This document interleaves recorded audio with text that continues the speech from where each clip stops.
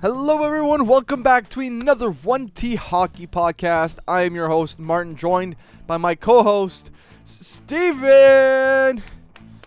Oh, there hey. he is. Hey. Hey, how's it going? Welcome How's it going? back. I was just looking up at the ceiling. Is that the hockey gods? Are you looking at the hockey gods? You see them?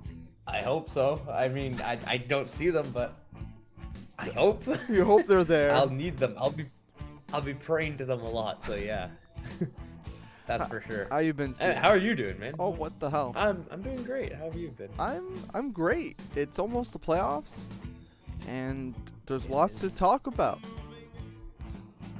Yes, there is, man. I'm so excited. This is just the time of year I can't wait for it. Like back when the season started in October, we couldn't wait to get to this point here, you know? This is true. This is what it's all about. This is what we all dream of. I guess not dream of, but you know.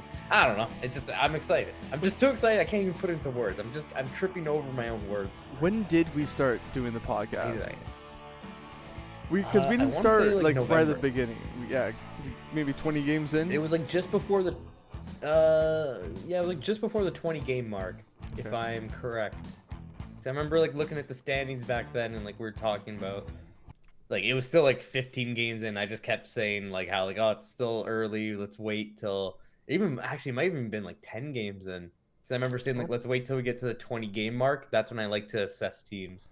Right. Yeah. Okay. So it was definitely like 10 games in. Like some teams might have even had like 8 or 9 games played at the time. Like it was still so early. Crazy. So this episode will basically be our last one in the regular season and our first time in 1T Hockey Podcast history of, passing the regular season. Does that make any sense? It made sense. I think it could have been worded better, but Yes. I don't know a better way of wording it, so that works. Congratulations. Yeah. Woo! Woo! Yay! We did it. We survived the season. We survived the season. No Whether- COVID and COVID. Whether or not people are still watching us, we did it, and we are still doing it. That's so. right. And we will continue to Yeah, suffer thank you for if you have been guys. watching the whole way. Yes. Yeah. Thank you very much. Yeah. We're going to go together. Okay. There will be more things to come.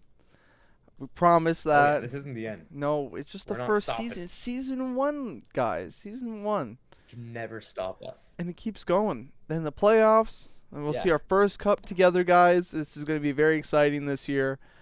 It's gonna be beautiful. I'm gonna cry. We're I'm already crying. We're gonna start with some sad news, actually. Legends passed oh, God, away yeah, on the recently, topic of crying. and that you have all the right to cry, Steven. You have all the right to cry because these guys Yeah. are big legends in the NHL. Mike Bossy, hmm who passed away April 15th. Tell me about his career, Steven. Just a little rundown of his career. Well, I mean, man, what isn't there to say about this guy? Just one of the purest goal scorers to ever play. Yep. Like I'm looking at his stats right here. Like he played 10 seasons, which doesn't seem like a lot, but that was also I guess back when. No, I guess yeah, back then that's just how it was. Just played 10 seasons, but still in those 10 seasons, he was a 50 goal scorer all but one, which in Wow. that last season scored 38, which is still not bad. No, He not had bad. 60 goals. He had 60 goals 5 times in his career, topping off at 69 goals, almost a 70 goal scorer. I think and yeah, you look at 69, his, like- 69 is better than 70. Let's be real. Yeah, a lot of people would rather have that number, that's for sure. Uh, yeah, 752 games played, 573 goals, 553 assists for a total of 1,100 points. Like Wow. again, to get 1,000 points in 700 games, that is quite ridiculous. Like it's just an absolute legend. Yeah. Like just scoring 50 goals right from the moment he joined the league till basically the end. It's When did he join Yeah, the league? How old was he? well, it was 1977. He would have 20 years old. So he And had a his short final year career. was 87. Yeah, He had a short career because 10 of years. health. I think it. I'm trying to remember. I want to see if it says here. Yeah, it just said. No, it doesn't really say here, but Hmm. yeah, it must have been. I don't know what it was. Health-related. I can't find.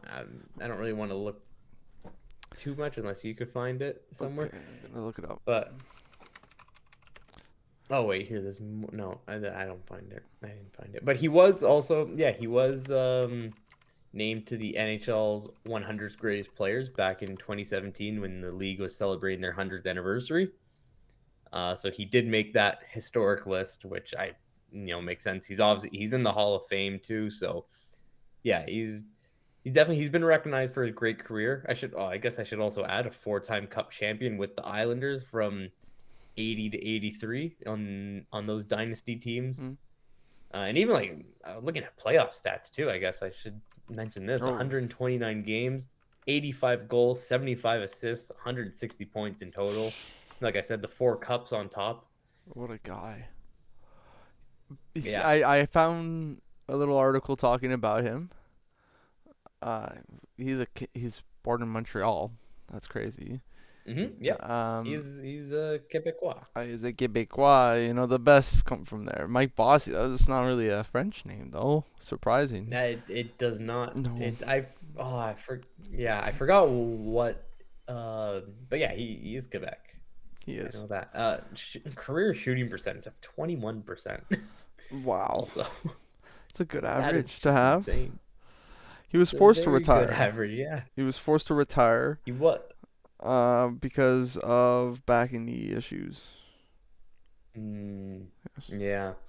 I guess players obviously back then, it's not like today where they have all the sports science and like team doctors that can help them with recovery and like off-season training and all that stuff. Back then, they were athletes, but compared to current day, they weren't quite athletes. Like I know back then there was a lot of cigarettes in the dressing room and beers, and it was quite funny, like the difference. I mean, he did try. He had treatment, but of course, as you're saying, it might not have been as advanced as it is now, and he. Yeah. I don't want to assume how he was. I don't know if he was a cigarette smoking guy or if he didn't work out at all type of guy. He never really got a full season in it. Did they have 82 game seasons or was it less than that? I think it was 80. So okay, he had 3 80 seasons, games. and then a couple like 79, 70, whatever. Yeah, so it was 80 games back then. That's surprising. So he didn't get many injuries, but he had an injury at the end. Well, 63 is his worst. That's not bad. Yeah, he only missed 48 games in his career. Yeah, that's not bad, and it's shocking to think that he had to retire because of injuries. It's like he had very limited injuries and hit the dust. Yeah, and it's very clear when you look at his career stats, right? How you go from his second last season where he played full 80 games, 61 goals, 62 assists, to the final season where it's 63 games, 38 goals, 37 assists. Still great numbers, just and a -7. Didn't play a full season and -8. I have -8 on my screen. Oh, I see -7 on my screen. Okay. Oh, that's okay. Whatever. That's fine. -7.5, we'll call it. Cool. So yeah, Mike Bossy, as Steven put it, he's a legend, pure goal scorer.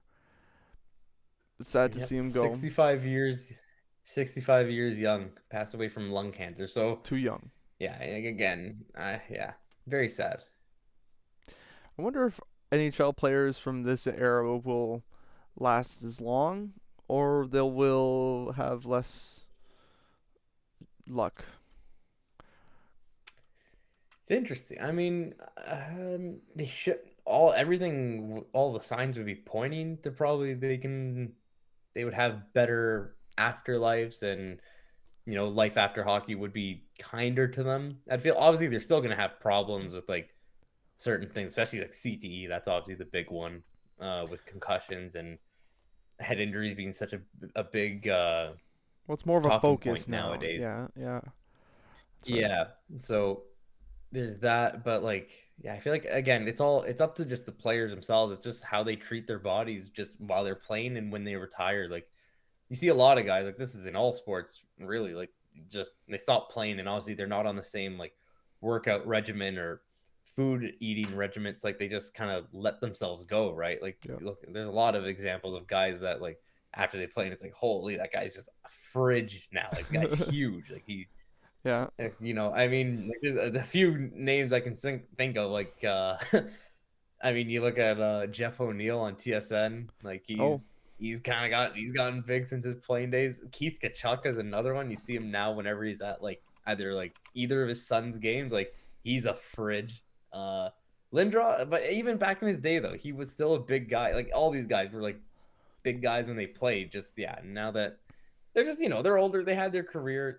I'm not like what's the word? I'm not like shaming them or anything for it. Like I don't care. It's their life. They're enjoying it. They can do that. They have they got the money. We're just plebs. Yeah, exactly. Yeah, we're literally just plebs sitting here talking and hoping people listen to us. But yeah, pretty much. Who knows? I guess. Yeah. So rest in peace to Mike Bossy and respects to his family, and everyone who was affected by that passing. Next passing, Guy Lafleur, age 70, passed away on April 22nd. He did not like to hear that news.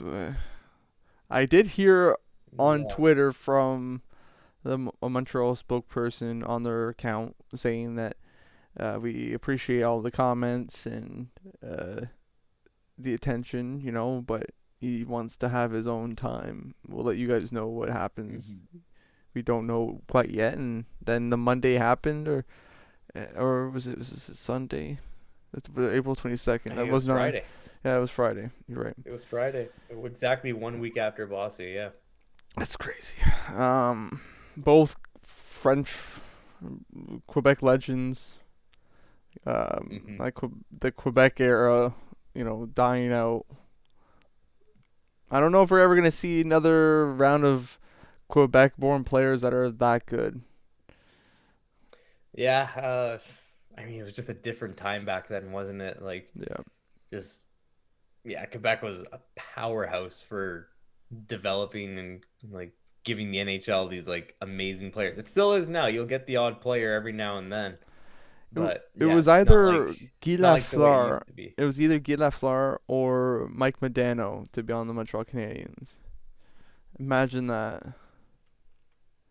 When Montreal was they drafted first overall to get him. I believe he got first overall. Yeah. They traded up. They traded up. They gave their pick to Dallas. And California, but yeah. Was it California? They were the Golden Seals. Oh yeah, that's right. You're right. The Golden Seals. So they traded it to the Golden Seals and another player. They swapped their picks, and that's how the Montreal Canadiens ended up with Guy Lafleur. But we could have had the second pick right there with Mike Modano. I believe he's also French. I think it's not Mike Modano. I don't know which draft you're looking at. It's Marcel Dion. Oh my bad. That is that's right. That's clearly French. I don't know why I'm mixing up here. Mike Modano's recent. A very solid pick. Oh yeah. He's another one who he's a legend in itself. I mean, probably one of the greatest, one of the first great LA Kings players. That he never won a cup, right? No, he did not. He deserved one. No, he didn't. He definitely deserved one. Yeah, definitely. I mean, he's a guy. You look at his numbers, but yeah, keeping on Guy Lafleur here. I guess we'll go through his numbers too. Hit me up. Played. It's a lot of seasons. It's more than 10. Not all with Montreal. 17 seasons. Most of them with Montreal though. Of course, from 71 to 85. And then played one season with the Rangers and then 2 with the Nordiques. He came out of retirement to play hockey, which is crazy. And he still put up some decent numbers, all things considered. 1,100 games, 560 goals, 793 assists for a total of 1,300 points. He was a 50-goal scorer 6 times, one of them being a 60-goal season as well. Wow. Just everything I've heard too is just that he's a very classy player, and Like everything just very respectful. And yeah, you mentioned before about like the tweet that the Habs said about like respecting like the family's wishes and all that stuff, and about his health at the time. Like that, I remember because there was the news in the fall about like him Having some what was it? I think complications. he was yeah, and like how he was spending time in the hospital. So obviously from there, like people knew that like that, it wasn't looking good, but at the time. But yeah, like when I saw that tweet from Montreal last week, it did kind of, for me at least, come out of nowhere. I was like, wait, like what else is happening with him? And then yeah, a couple of days later, you hear the news that he passed, and yeah, it's just a really sad moment and a sad time for the hockey world. Yeah. Yeah, he reminds me of Sidney Crosby a little bit because he strived to be the best, even though to begin his career he wasn't even a full timer, right? He did have to slowly get into the game, but then when he did, bang, he hit hard and he won a few cups with Montreal. Yeah, he won five of them actually. 73 and then 76 to 79. So basically the 4 years before Bossy won his cups, Lafleur had 4 in a row, because there's that time it was just dynasty after dynasty. It was literally Montreal 4 in a row, Islanders 4 in a row, then the Oilers came in winning 5 in 7 years, and then the Penguins won 2 in a row, and it's crazy. And then like Detroit became a dynasty after that, and yeah, it's wild. Time of dynasties. Link back dynasties. Yeah. Slowly dwindling the dynasties, but man, those also, numbers are nice. What's up? Yeah, should have mentioned this. I can probably go back with Bossy, but like some just individual awards with Lafleur. Oh yeah. 3 Art Rosses, three Ted Lindsays, 2 Hart Memorials, and a Conn Smythe to boot as well in 1977. That's for Lafleur. Yeah, so Lafleur, that Conn Smythe season, 9 in 14 playoff games, so they got the playoffs done pretty quickly. Wow. I also think though there might have been less games at the time, but either way, 9 goals and 17 assists in 14 games. So Jeez. Yeah, pretty elite. Oh yeah. Yeah, sheesh for sure. He knew how to go down the wing and snipe it, man. That's what he was known for. Whenever you needed a goal or anything to happen, you put him on the ice. And Lafleur too, he didn't wear a bucket either. He did that without a helmet. Yeah, the sexy flow. That sexy flow. Bossy didn't have the scoring title or the MVPs, but what he did have, he won the Calder Memorial in 78 in his rookie season. I mean, how could he not? He had 53 goals that season. Yeah. 3-time Lady Byng Memorial Trophy winner, and yeah, like he didn't take many penalties. Like rookie season 6, a third season 12, like 84, he had 8 penalty minutes. Wow. So a very responsible, very classy player too, and also 82 a Conn Smythe as well. So that's sad. Very good for both of them. Well, it's sad to lose. We don't really have to explain that. I think they know. Yeah, I think everyone knows that they're legends, but it's weird too, because like I was talking to someone over the weekend, and they were like just talking about like Lafleur and how much he meant to the game and how like everyone respected him and stuff. And it's just different because like I was talking to someone who did like watch him in his playing days, and even like I could talk to my parents, and they like watched him play, so they could tell me all the things and like how amazing he was and stuff. But like for me, not really seeing it live and only being able to see videos now and like the highlights and that stuff, it's just different, But even I remember there was one team too that I was at the tournament that I was working this past weekend, that they even had behind their bench, they had just hung up a Lafleur jersey, which was really nice, and had it there for all their games. Yeah. Wow. Yeah, it was very, at least for me, I wasn't expecting it, but yeah, it was very nice that they had that with them for the weekend. He was synonymous to every team. Every team hated to see him and still liked him. It's like a Gallagher type of guy. He didn't fight a lot. He had a lot of penalty minutes. Not as low as Bossy, but not really high. His highest was 51 penalty minutes, and he slowed down throughout his rest of his career. him, Jean Bodiveau, the Richards are gone now. Habs, will there ever be another French legend? I mean, that's so stupid to say because I think there will be one, but how do you Yeah, think there it'll definitely will be be. like this consistent? There were so many French guys that were so good. Yeah, like the volume that we had. Yeah, that was huge. That was crazy. It's what made the Montreal I don't Canadiens know, one of the man. most prestigious franchises in the NHL. Yeah, that's the thing. I just feel like it's just two different eras now, right? Like back then you did have all these guys that like again with no salary cap too. Like it just basically be like once you're a free agent or like Mm, that stuff, you just kind of sign where you wanted to go. So a lot of Quebec like French speaking players would signing Montreal because that's who they want to play for. yeah, And they were a good team at the time, so of course you'd want to go play for them. But I just feel like nowadays though, there's so many different like even like there's new countries every year that are just developing like more like better players too, and like they're just popping up as like these hockey hotbeds. So I just think that now like the game is so spread out that like you can get a star from literally any country. Like the fact that Mathews came from like Arizona, like you know what I mean? yeah. Like who would have thought that like one of the best American-born players, like or probably by the end of his career will be one of the best American-born players, would have come from Arizona. Like you'd Sure. probably expect like Minnesota, New York, Massachusetts, like one of those northeastern states or like Michigan, Yeah. something like north and northeast, right? And then you just get this guy from like from the desert, pretty much. There's So nobody who's yeah, Mario Lemieux. yeah. I just think nowadays it's like yeah, it doesn't matter where you're from. You could be the best player in the NHL's history, and you could be from any country possible. Really, It as just long all as depends on you the have the training. dedication and the Yeah. commit.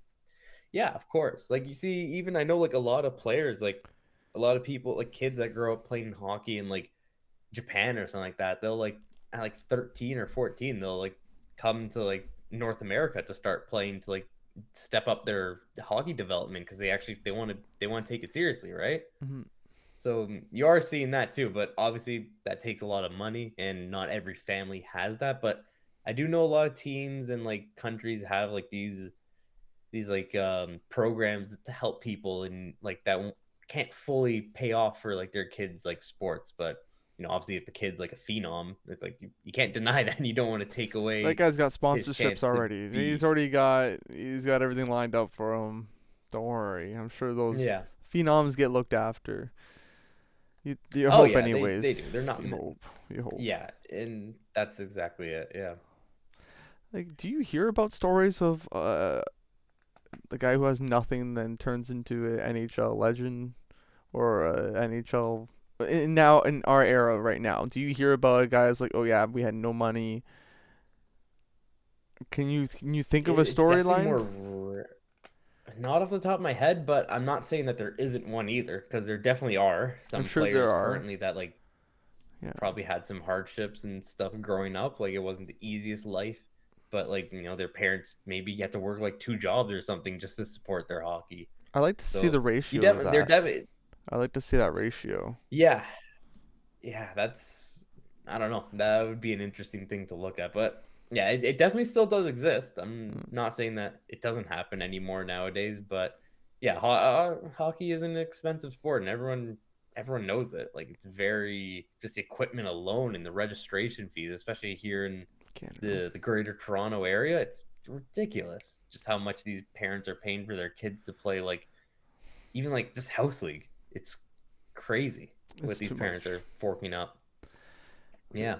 They want to make their kids happy, but at the end of the day, it just puts them back a bit on the bills, maybe, or it's just not viable like soccer is, or football is a Hmm. bit equivalent to That can be yeah. hockey. It can be expensive. You still got the gear to pay for. Um, Yep. Yeah, definitely soccer and basketball would definitely be on the more Cheaper. affordable side to play because Yes.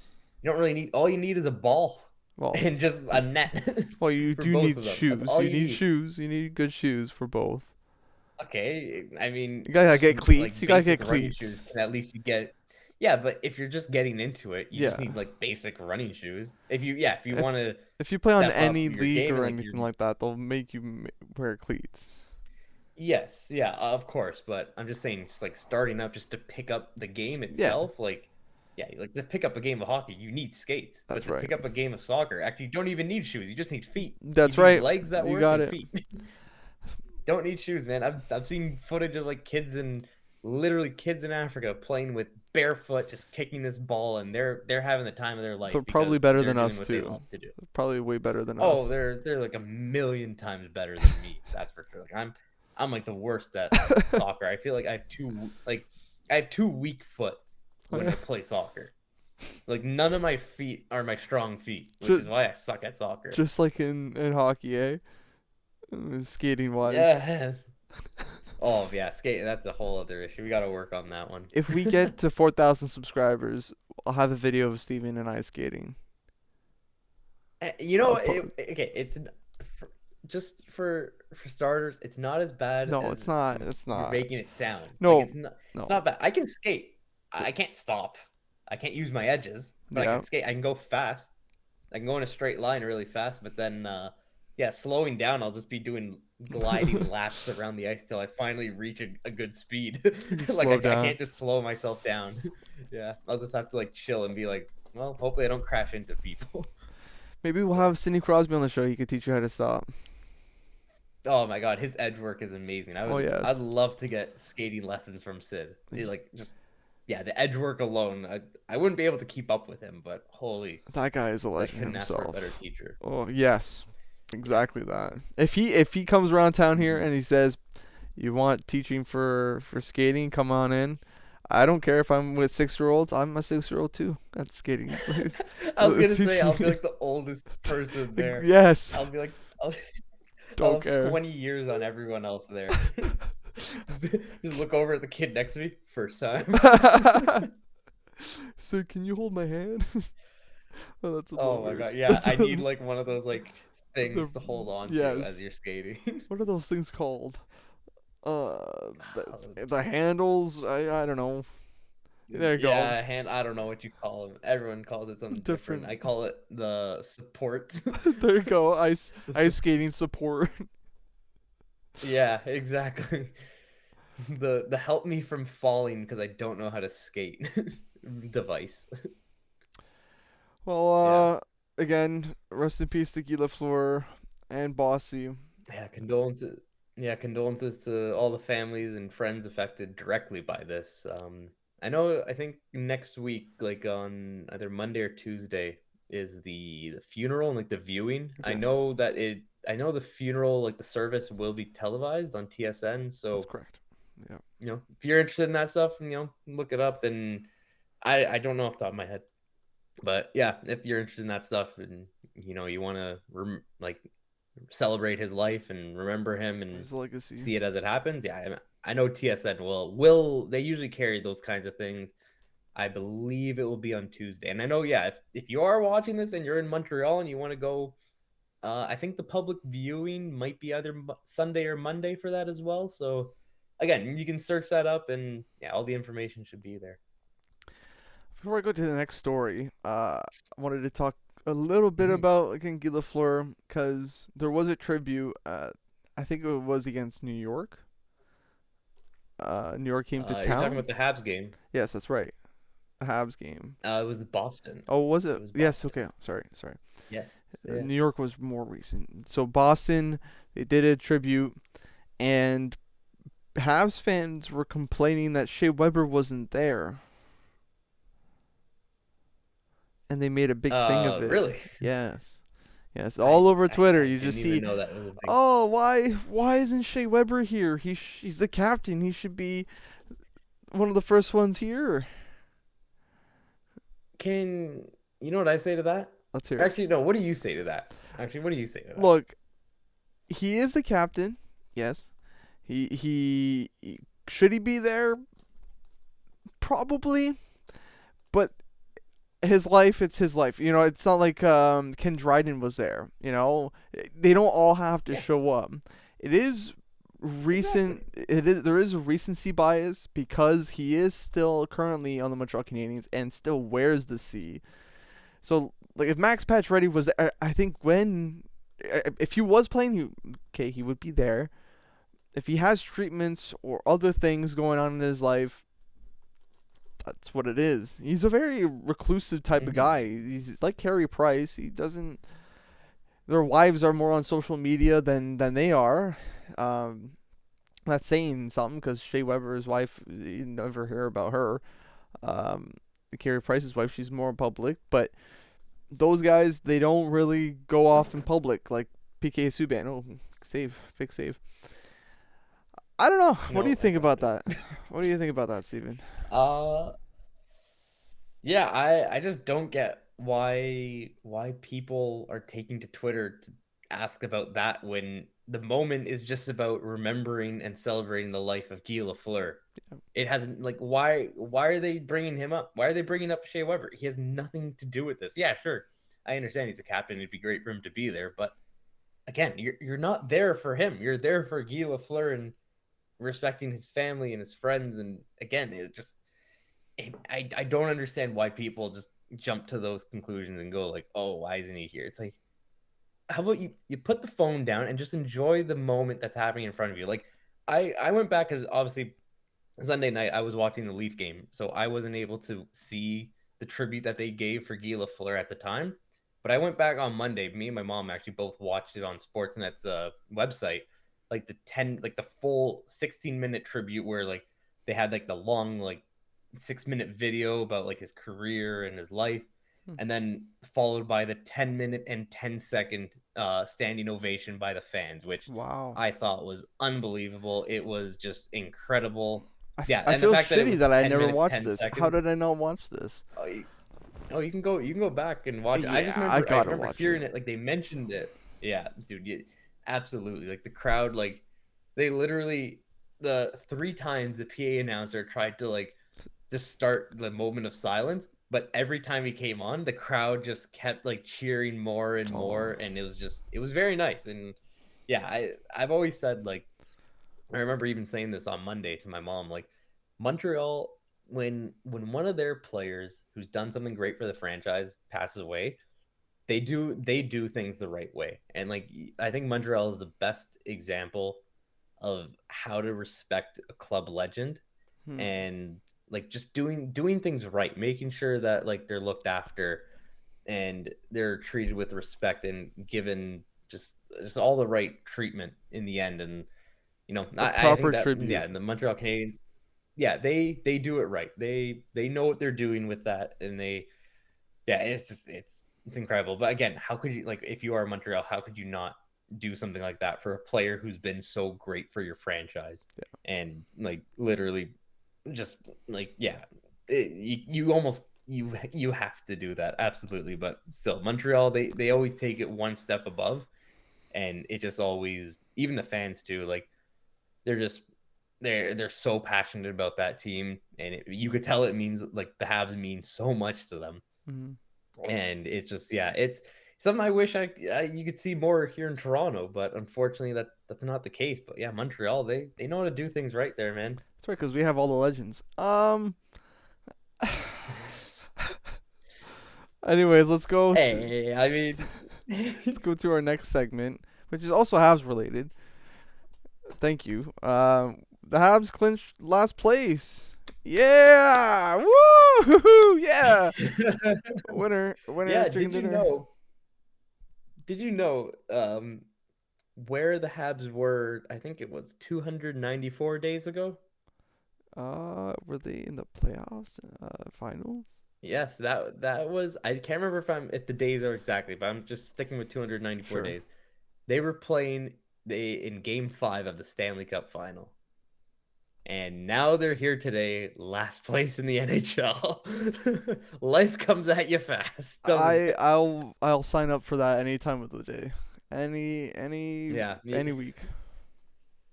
It is funny too, because I remember like last year during their playoff run, I think it was when they were in the second round, when they were up like 3-0 on Winnipeg. I still remember one of my other buddies was talking about how like Like he literally predicted it. He was like, "Oh yeah, the Habs are gonna be like dead last next year," and like he just knew that that's the way it was gonna go for them. That they would go all the way to the cup and then just be crap this season. But you know what? I mean, hey, they got the best odds at Shane Wright now. I guess. What, I think it's like 18.5% or something. That is it. Yeah, Yeah, I 18.5. think. You're right. Yeah, 18.5%. They got that guaranteed. I think if you look at like picks odds, so oh, this is actually old. This isn't updated, or it should be updated. Either way, like they basically they're guaranteed to have a top 3 pick. Yep. So that's good.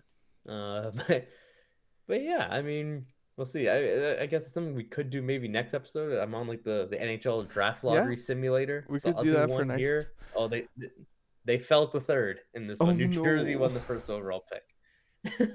Yeah, that would be worst case scenario. Spare me, God, no. That's the thing. Like, yeah, they have an 18% chance of the first overall pick, but they also have a 55% chance of picking third. I'm happy with third. I'll be happy with first and second, of course. The goal is to get the best quality player there. But say if we go to third, I would probably draft a defenseman over a forward at third. That would be my pick. Well, at least I think this is Central Scouting list. They do have a defenseman third. Oh yeah, ranked third. Was it Nemec or? Yeah, it is. It is Simon Nemec. Okay, that's exactly who I was hoping that would go there. There you go, then. There you go. He would be useful because we have some good right-handed defensemen coming up, and having him, he's a good left-handed defenseman. He could be a good top 4 guy for us in the future. The Habs, I believe, are going to be better next year. Steven doesn't want them to be too bad because he doesn't want Bedard to be there. I really would love to see Bedard there. Miss the playoffs, yes, but just don't be like bottom 5. What if we're bottom 5 and we like don't allow you guys to make the playoffs somehow? Somehow we destroy the Leafs in the process. Then I wouldn't be here for season 3 of the podcast. The hockey gods. I think you can do the math there. That's season 2. That's next year, buddy. That's next year. That's season 2. Yeah. No, I'll be here for season 2, but then I won't be here for season 3. Is what I'm saying. Oh, okay. I got you. Because you don't want to see. Yeah, you can connect the dots, people. I can't clearly. People can, hopefully. I hope so. I mean, if you could see and you have basic cognitive skills, then yeah, you can connect the dots. So you think the Habs aren't going to be in last place next year? No, is that your wish? No way. If they are, then no. My wish isn't for that, because then that means that they get 2 first overall. Let's be don't be biased. Let's be not biased here. I'm not. I'm absolutely not. I'm saying I don't want him to be last next year. But again, not only for that, it's just because I don't think it's a good look for a team to finish last place 2 years in a row. That's very bad. Do you think? And the Habs they're not rebuilding either. They are. They have to face the fact that there is sort of a rebuild. It's not a retool. They can't retool all the time. They got a lot of good picks. Full rebuild either. No, they're not like selling everything to cash in on assets and stuff. They have a lot of the young guys already playing on the team, so that's why I'm saying it's a quick rebuild. It might be next year they could be battling for a wild card spot, and then the year after they probably will be in a playoff spot. So they have good players. Their young guys are getting older each year. They're getting better each year too, and. Yeah, I don't know. I mean, I think just this year again, just not having Shea Weber and not having Price around all year, I think there was always that. It was always there that they weren't going to have a good season, and this should really come as no surprise to anyone. Yeah. Honestly, I think if I was a Habs fan, this would be best case scenario to finish dead last. This is okay, sick. season was success. We got the best odds for the first overall pick, and you hope to build on it and hope that next year is better. We definitely have a good storyline to end off on. Martin St. Louis changed up the attitude that this team had and brought out a lot of good things of this team. Of course, still not five. I think we were just on the 500 line or a little bit below. The Habs have a lot of good things running for them. If they don't make the playoffs next year, do you think that St. Louis would bite the dust? I don't even know if he's signed for next year. I think he's signed as an interim. Yeah, he's still not officially, but I can't see them. I can't see them being bad though. That's the thing. Like I can't even see them. Well, they might be bad if they don't have St. Louis there. Let's be real. I think St. Louis. He will be there. He has to be there. It's like a guarantee. He is. Absolutely. We can absolutely. He's there next year. Yes. Yeah. But yeah, I mean, yeah. The only way that I could see him getting fired after next season would be if they finish like dead last again and it's like really bad. But other than that, I just don't see that happening. I think the team likes him. So they're going to, like, when you have a coach that you like, you're going to play good because you want to keep the coach around. Right. And yeah, I think they'll be better next year. Whether, playoffs or not, I don't know yet. I think we still have an entire off season to go through. Like, there's going to be trades, there's going to be signings. The roster is going to look different than it is now. So, absolutely. Yeah, I don't know. I guess we can discuss that again later. But I think they'll be better, and I think that's everyone, because you can only go one way from where they currently are, and that's up. That's right. Unless if there's another shitstorm on the way. Do you think that anyone drafted, this is the last question I have, do you think anyone drafted in the top 5 will start next year? I think Shane Wright's almost a guarantee. You think so? To be honest. Yeah, I think he is. Like, he may not be having like the junior season that people thought he would be having going into his draft year, but he still looks like a really good player. He looks like he's ready for the NHL. So yeah, this is one draft I'm worried about. I'm worried about this draft. It's a draft that I think could hold a gem that is not as obvious to people's eyes, and I don't know who that is. Shane Wright, as you pointed out, has not been the fireball he's supposed to be. He still has the hockey sense. It's just that maybe he's not as quick as people expected him to be. He needs to maybe work on his leg work. He's still first young overall pick though too. Like, he's still the consensus first overall pick, which is great. I do think though a lot of people, because when a player does get given that exceptional player status for the CHL, I think that a lot of times people just automatically think that means like, oh, this guy's a generational talent. Yeah. No, all it means is that this guy is really good at 15 years old. That's literally all it means. It just means he's really good at 15. He deserves at the time to be playing at a higher level because of his skill. Yeah. But again, everyone's so young at that age, like at 16, 17, like guys still have to hit their growth spurts and stuff. So like a lot of players, like, you don't really see it till like their 18, 19-year-old season when like they actually like fill in their bodies and like actually are able to play the way they should be playing, and like they can unlock their full skill set. So I think it's just one of those things where he was really good at 15, and now that he's older, kind of everyone else almost didn't catch up to him, but got closer to his level. Like, he's still developing at like a ridiculous pace too. Like, he's a very talented player. Like you said, he's got the hockey smarts. Like, I see him as a Crosby type player in the sense that like he's just very good all around. Sure. Will he put up like 100-point season? Yeah, he can, but I think he's mostly good for like, I don't know, he's a point a game player, I think, at like best in the NHL, like even higher. Like, he's gonna have a great career. I don't want to sound like I'm bashing the guy either, because I think I have been harsh on him in the past, but he's gonna have a great career. Just I'm just worried. I'm really worried. People get caught up in that. I'm worried. I don't think you have anything to be worried about. I'll take Bedard, please. I'll take Bedard. Bedard, please. But then that means finishing last place again, and then And then maybe St. Louis gets fired in that case. And you don't have St. Louis when you get Bedard. So which would you rather have? The player. Let's be real here. Let's be real here. It's the player. It's the player. Wow. You know what? Yeah, I can't argue that. He's the one actually on the ice. I mean, St. Louis could go on the ice if he wanted to. I feel like he's still in game shape. I'm sure he could go one-on-one on a lot of guys. Him and Yager, man. Those guys are ageless Yager's wonders. Still playing, so yeah, he can easily go one-on-one. Oh, yeah. Oh, yeah. On to our next topic. Mathews hits 60 goals. When did this happen? Our fellow Leafs analyst, Steven. It was Tuesday night, April 26th, at the Air Canada Center in the second period. Versus Detroit, yes. Thank you, hockey analyst Steven. It was the third period. Actually, I lied. It was to get the third goal of the game, right?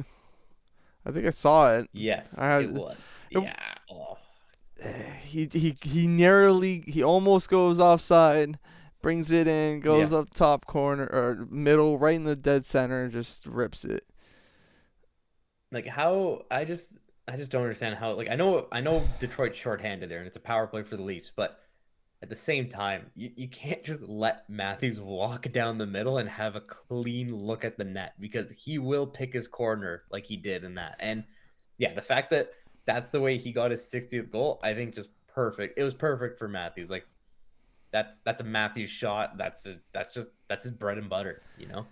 So I can't tell you how much I'm jealous of Austin Mathews. I'm very jealous. I think the whole league is jealous of Austin Mathews, unless you're Edmonton, because you have McDavid, yes, and Draisaitl. But I mean, yeah, it's really those two. Like it's like the Leafs, they got Mathews, Marner.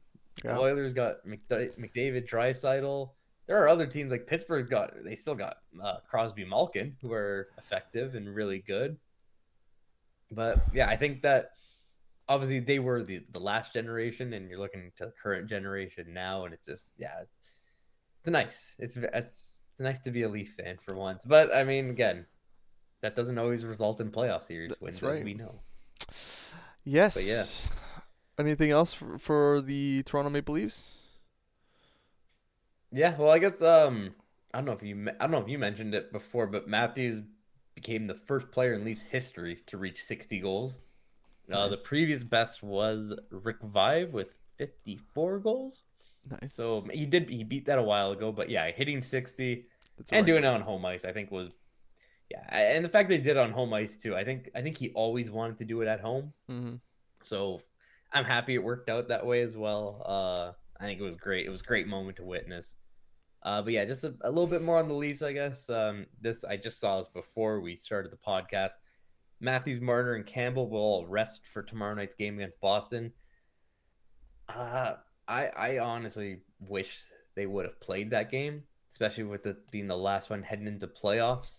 But again, if it's one of those things where you ask the player how they're feeling and if they want to go and, or if they want the time off, I think this is just one of those cases where they probably told Keefe that, they needed a bit of a rest. And in that case, fine. Like Mathews, he has missed time this year with an injury. Marner's missed some time too. Campbell's been out a lot too. So I feel like, those guys, you should rest them. They should be ready to go game one and just firing on all cylinders, because that's what we need them to do. We need to win a round here. That's right. We need to win 2 rounds, possibly, and 3 rounds, and possibly 4 rounds. That would be big dreamer, big dreamer. Oh boy.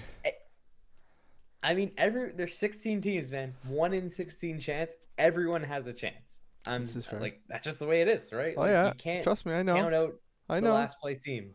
It's different than basketball. You can count out the last place team like that. It's harder in basketball to upset the number 1 seed, but in hockey, it's a lot easier to to win an upset matchup, because trust me, I know, man. The puck itself.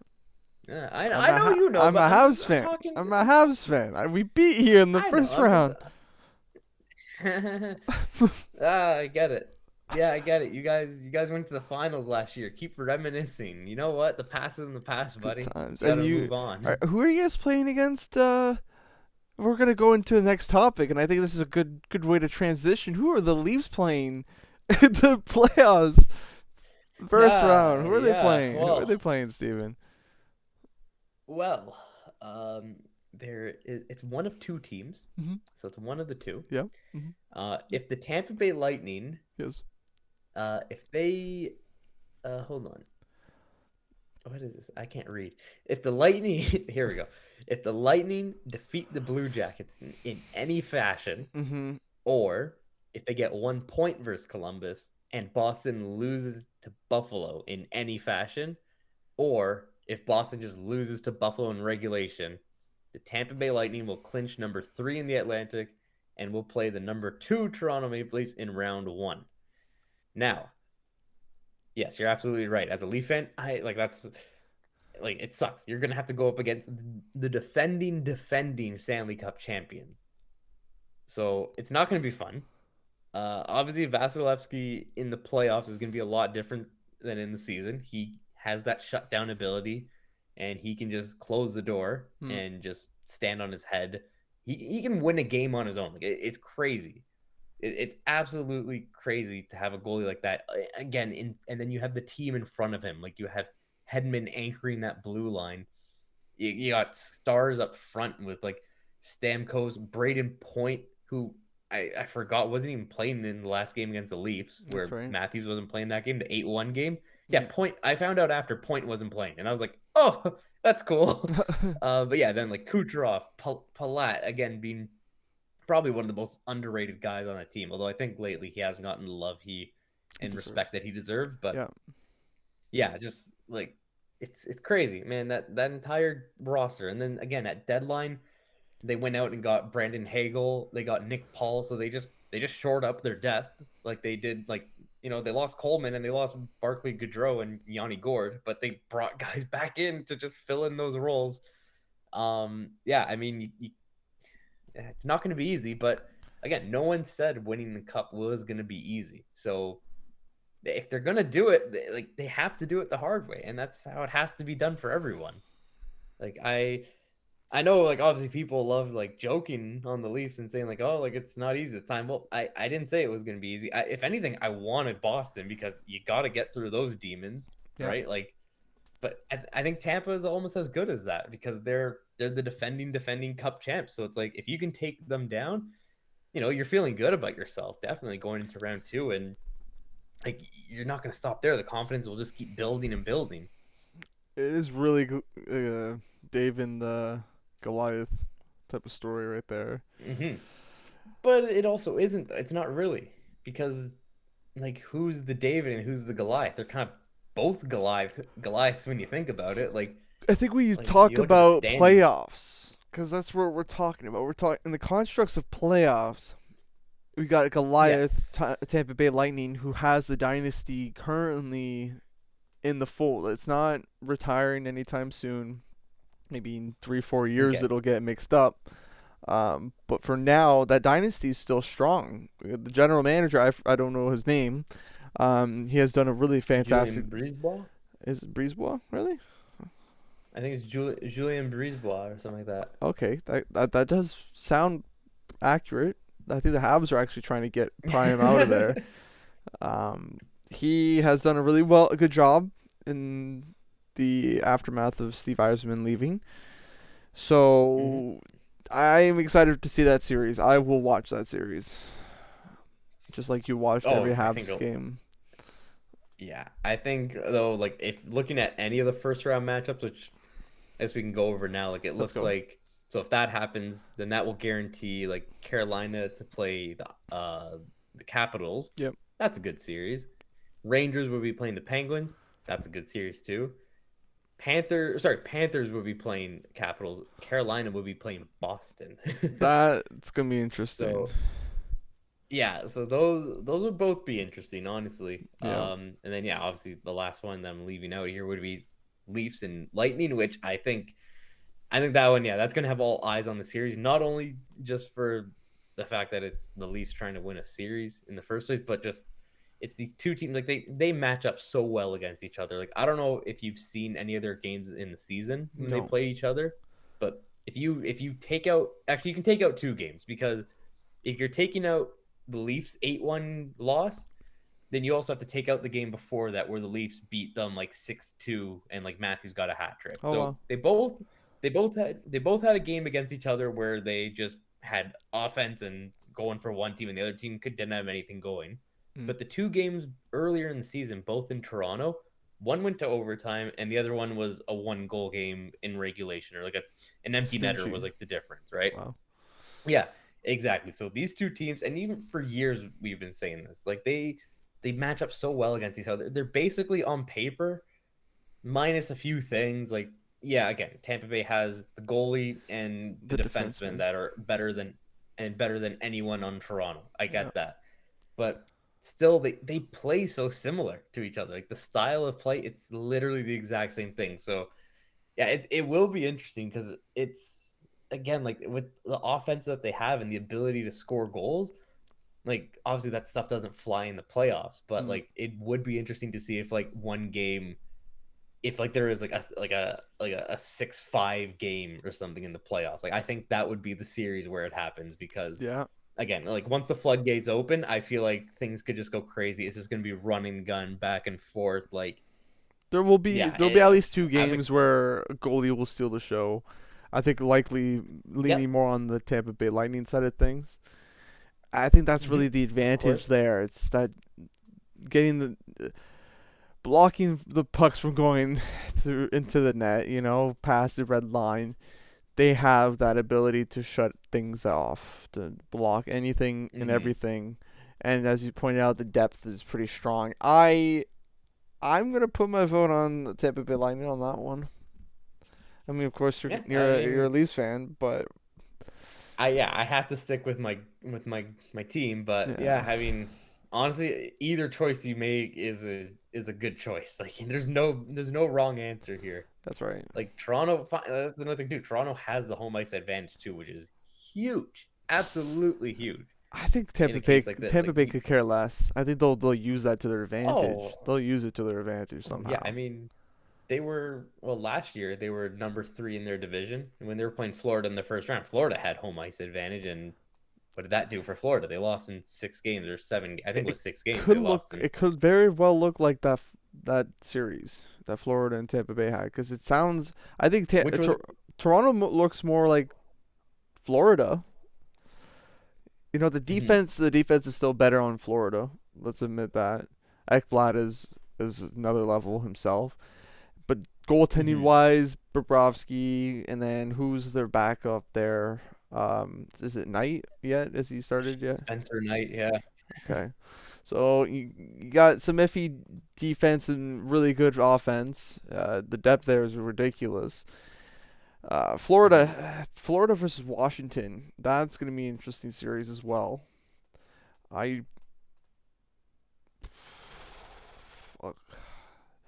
Washington's a team that can upset a team so easily because they have Ovechkin. Ovechkin, I think he should make the playoffs. He is injured. He is currently.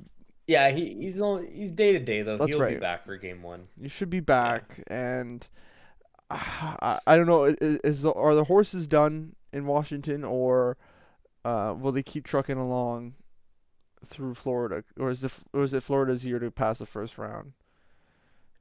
That's the thing, right? Like, that's another thing too. People always harp on the Leafs for like, oh, you haven't gotten past the first round since 2004. Florida hasn't gone past the first round since 96. Yeah. And that's the only time they've gotten past the first round. They went to the finals. Mind you, it was pretty great. Yeah. Still, I don't know. So if they pass the first round this year, it means they make the finals this year. It could set precedent. Then they got swept by Colorado. Oh, no way! They got swept by Colorado. Imagine it's Florida, Colorado again, and then just history repeats itself. I mean, I wouldn't mind it. I think Colorado. This has to be the year they win. Like how many? I've been saying it since 2020 that like it's either like I guess 2020 I was still leaning Tampa, and then when Tampa finally won, it was like okay, now it's Colorado that has to win a cup because they're like the next big favorites to win. But no, I guess sticking with Florida versus Washington. Yeah, Washington, I agree with you. They do have that upset ability because they still have guys like Ovechkin, Kuznetsov, Backstrom, like they have a deep team too, and like their Check out defense is still great. our NHL 22 franchise mode. Yeah, please, Please do. we're desperate need for views there. Help us out. But then yeah, goaltending is the only thing though with Washington that isn't convincing me. Like, Well, they both have unconvincing goaltending. They both do. Yes. If anything, then that's a series.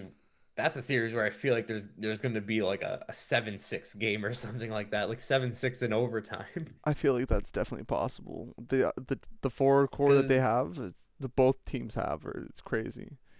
They have a very similar team. John Carlson versus Aaron Ekblad. You got that D core is very strong in Washington. Yep. So is the Florida Panthers. So it's really the goaltending that'll set the match. See who wins that.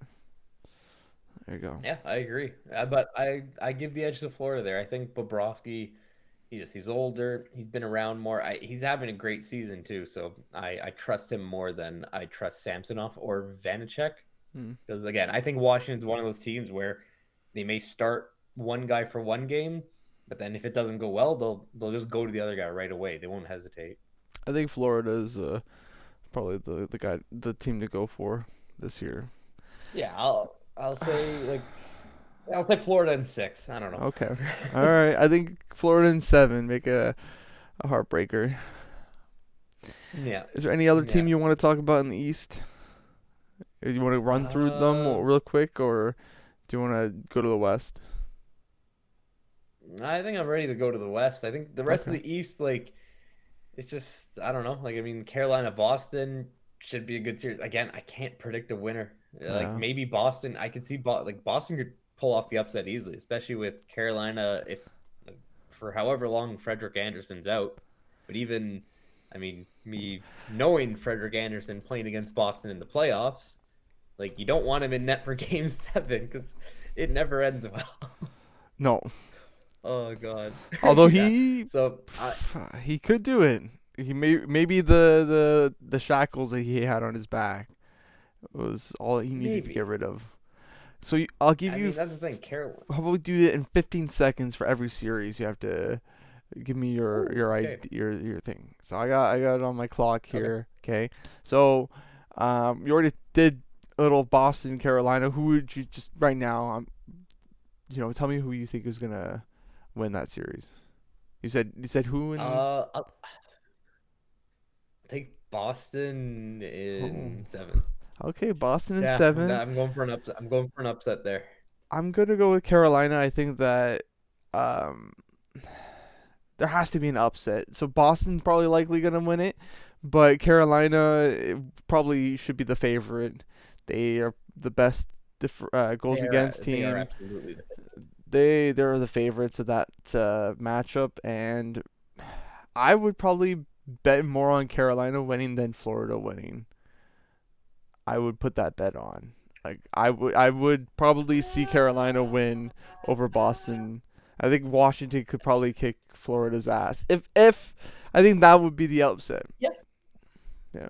I'm not arguing that it could happen. Yeah. It could happen. I'm just hesitant to say something because I know whatever I say, the opposite happens. You're a Leafs fan. So that's why Tampa's winning this year. That's why Tampa's winning it. That's the right mindset, Steven. New York Rangers versus Pittsburgh. Steven, you got 15 seconds starting now. Who do you think is going to win? Pittsburgh in 7. Okay, Pittsburgh in 7. Pittsburgh in 7. I got 10 seconds. Yeah. Well, that's one. Again, I think just New York, young goalie Shesterkin. We'll see if we can do it. If he can do it in the playoffs, Pittsburgh experience. I think they got the edge. There you go. Nice. All right. We'll start right on the right there.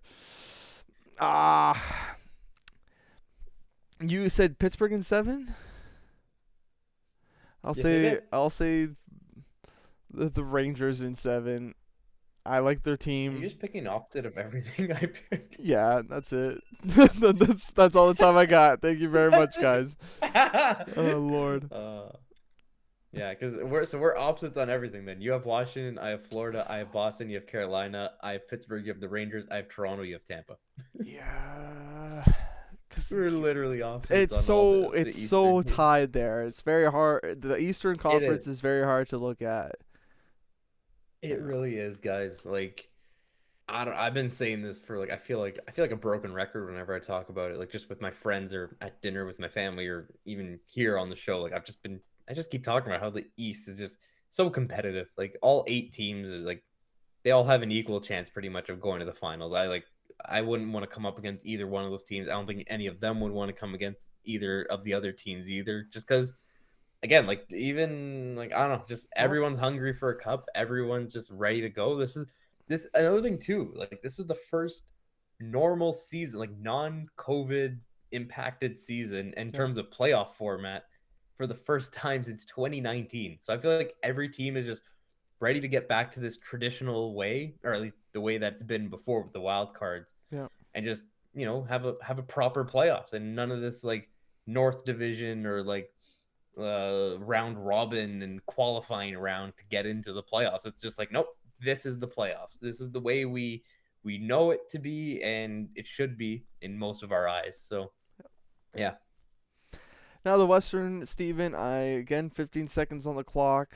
Colorado versus Nashville. Well, okay, here's the thing, though. Colorado could still play Nashville or Dallas. They're only 1 point different.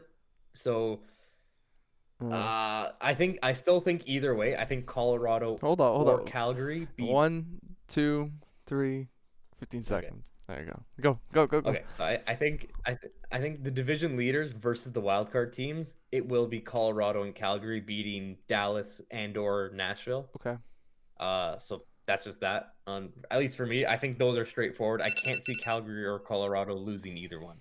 I mean, you deserve 30 seconds because you're going through Calgary and Colorado, right? Hey, can you stop? It's okay. I mean, it's the same thing for both though. Like I just think that. Like Dallas and Nashville, they're good teams, but I mean, are they as good as Calgary? Are they as good as Colorado? Like I feel like Colorado and Calgary, like Colorado, we always knew was going to be unstoppable this year, but like I think Calgary, they finally figured it out. They clicked this year, and we're seeing the results of it for sure. I think. Plus, I mean, come on, Dallas can upset. Actually, I'll say it after. I'm gonna start the clock here. If anything, I feel like Nashville could even maybe without Saros. Yes, sorry, go on. I'll give you your chance to talk. 15 seconds. Colorado for sure gonna win. I'm confident in that. And then Calgary and 50-50 on. If they face against Dallas, I think they're gonna be going in a world of hurt. That's really because let's be real here. Like Dallas has experience. They made it to the finals 2 years ago, and they can do it again. They have a good team. It just didn't work regular season. They have had spurts of excellence. They have a team, man. They have a team that's underdog. It's probably one of the bigger underdogs in this. I think they're probably one of the Nashville and Dallas are the weaker teams, of course. Dallas is like they're going to be, unless they win their game tomorrow night by 10 goals, they will be the only team in the playoffs with a negative goal difference. Like that could be a patch. Underdogs. That could be a patch of bad luck during the season that ended up in that, and they always do. It feels like Dallas. You always hear, Jamie Benn's not doing well. Oh, Tyler Seguin's not doing well. Oh, there's some criticism from the coach and this and that. So I think that's why I'm not convinced. They like to flip the middle finger to the management and prove them wrong, and they have done in the past. Yeah, I think that year in particular, that year that they made it to the finals, there was some controversy came out. The owner was saying that Tyler Seguin and Ben weren't doing anything. Oh yeah, and they're like, okay, hold my beer, hold my beer, and then they made it to the finals. Yeah, that's true. But I don't know. Dallas, I just think they don't convince me. They're not convincing me. They're another team too. Like I don't know. Do you trust Jake Ottinger or Scott? I think it's Scott Wedgwood. Don't they have Holtby? Not Mackenzie Blackwood. They have Holtby in Dallas. They have Holtby at Dallas. I haven't seen him play in a long time. No, he's He is with Dallas. Where the hell did he? I don't know. He Lately, is. all the games that I've been seeing with Dallas, it's either Ottinger or Wedgwood in net. I haven't seen Holtby play. He must be injured then, because I'm not I sure. have not seen Braden Holtby. Braden Holtby. He played 24 games I've this year, not seen. Steven. Also, he's been out for a long He time had a then. 913 save percentage and 278 goals against average. If he's a backup, that's not bad numbers. And Jake Ottinger 2.54 for a 915 save percentage. Scott Wedgwood was 913 Mm-hmm. save percentage. No, like they're good goalies. They're a good team, but I just am not convinced. Yeah, Holtby hasn't played since March 4th.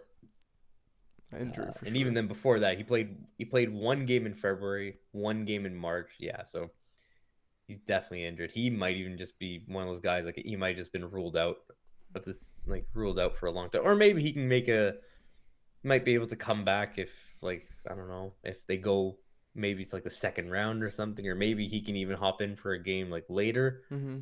But I don't know. They're just, again, like if they're up against Calgary or Colorado, I think both those teams, like they're so fired up this year that, like, because Calgary, like, I think them not making the playoffs last year, I think that struck a nerve for them. And for Colorado, obviously just not being able to get past the second round has been annoying them for a long time too. Mm-hmm. So they're very motivated, let's just put it that way.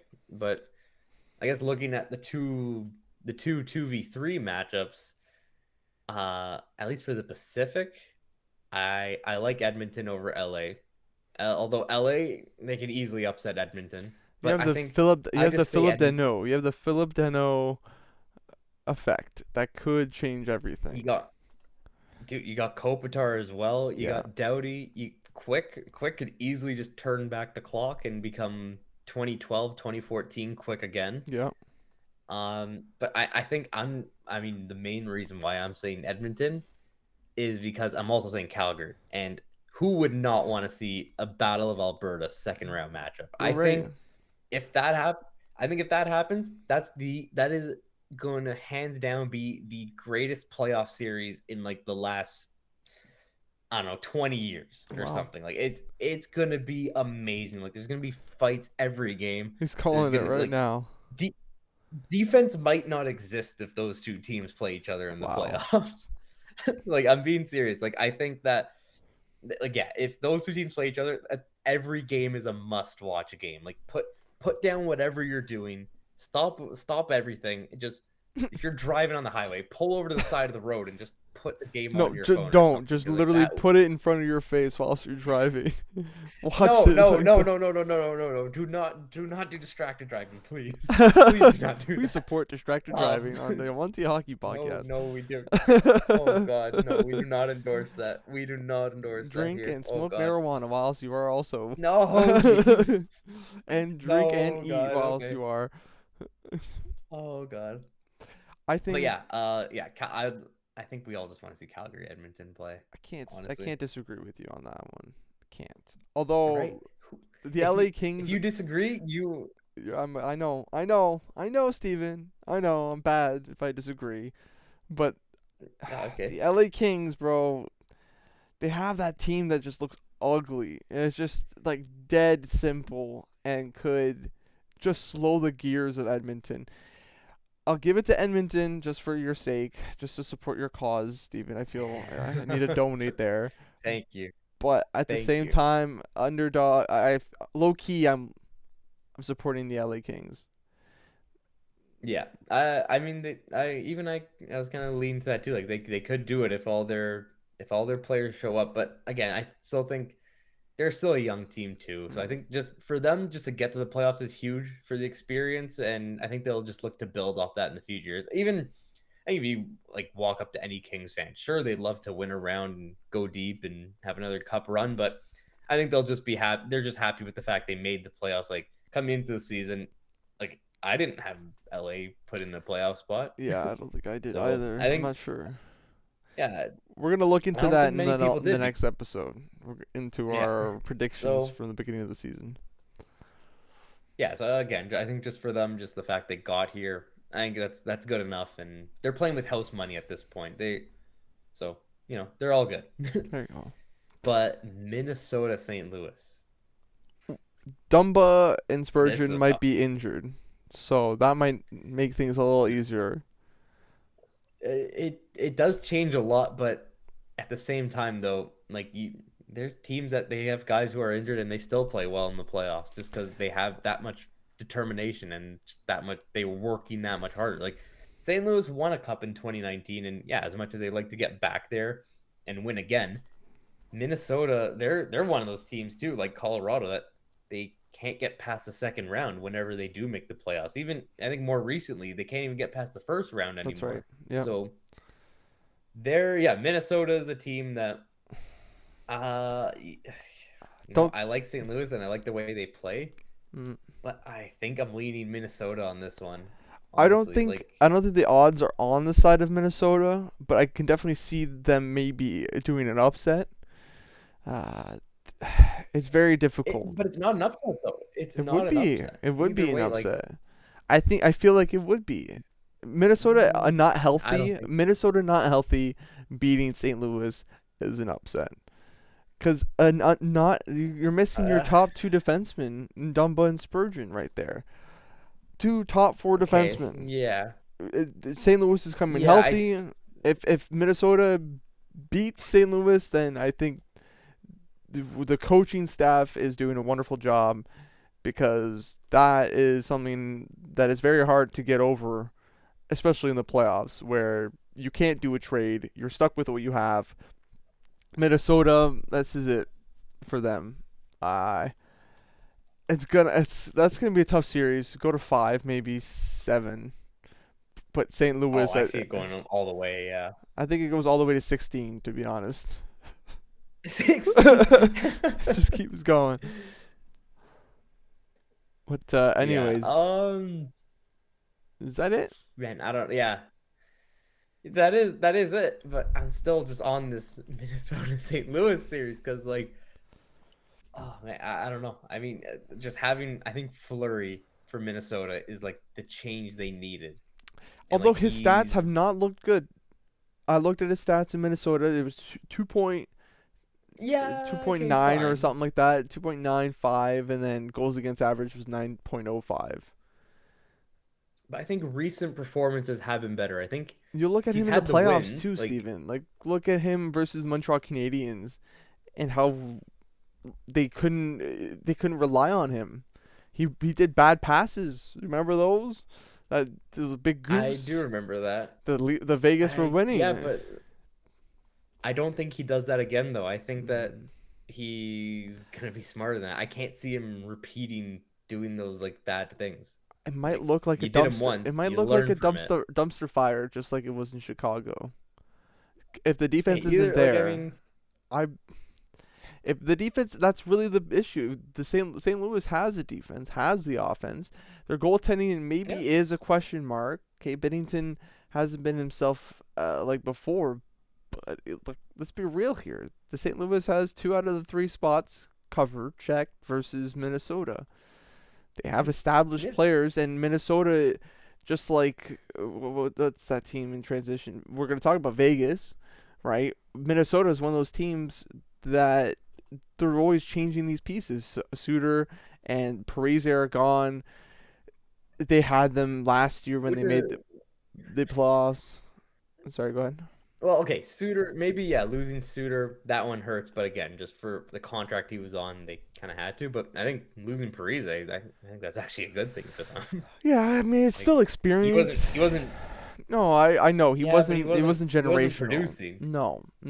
He wasn't producing like he used to be, and I think they had to move on from him, especially now with guys like Kaprizov and Fiala, who's having a breakout season.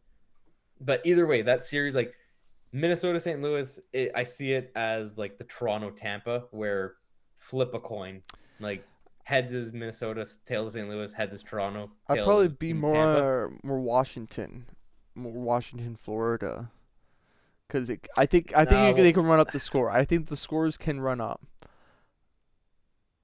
True, but again, I think like as much as even I was saying before, I could only see that happening for like one game though, because usually when a game like that happens in the playoffs, it's always followed up by like a 2-1, 3-2 defensive game because both coaches are like in their locker room saying like we can't allow that many goals next game. Right. So yeah, I think that's like, again, as much as we'd love to see every game be like that, that won't be the case. Playoff hockey is completely different. It's all about defense first, and then just playing good defense leads to good offense and having the scoring chances, which that's the thing. All these teams, they know how to score goals and capitalize on their chances. If they can just keep the puck out of their net, that stuff will come naturally. There you go. You heard it from Coach Steven right there. I guess Coach Steven. Yeah, I guess good luck to all 16 teams, and hopefully the Leafs win. Hopefully the Leafs win. Big hopes from Steven right there. The Vegas Golden Knights missing the playoffs. Could you imagine that, Steven? Oh, I'm so happy. Oh yeah, you're a Vegas fan. Coming in. Am I? I wouldn't call myself a fan. I thought you were a fan. No, I wouldn't call myself a fan. No. Oh, because I remember last year when the Habs were going through their series that you were a fan of every single team going against the Habs. Yeah, but they're not playing the Habs in the playoffs anymore, so it's different. Okay, all right. Yeah, that's conditional. That's conditional. Wow. Don't see that as me being a Vegas fan. See it as me being a fan of the Habs' playoff opponent. So I get it. Do I like it? No. Don't like it. No, I don't. I'm not saying you have to like it. Nor do I think you'll like it. But no, I mean, I don't know. It's about time Vegas misses the playoffs. Like Jack Eichel. If they go to 3. His arrival, 14 and something, 2 or something like that. Like whatever overtime losses. The record isn't that hot. No, it isn't. And like you look at Buffalo's record in that same time, I think, like I saw it during the game last night when they were playing Chicago. It's basically the same thing. Like Buffalo, since Eichel has started playing, I think they might be even like 1 game or 2 games above 500. That's so they're doing better than Vegas over that same span. I mean, I don't know. Vegas, they've had a lot of injuries throughout the season. Which obviously they'll say that's the reason why they didn't make it, but again, like I saw something too where I think their last 3 shootouts that they've gone to, they've gone 0 for 17 in shootout attempts.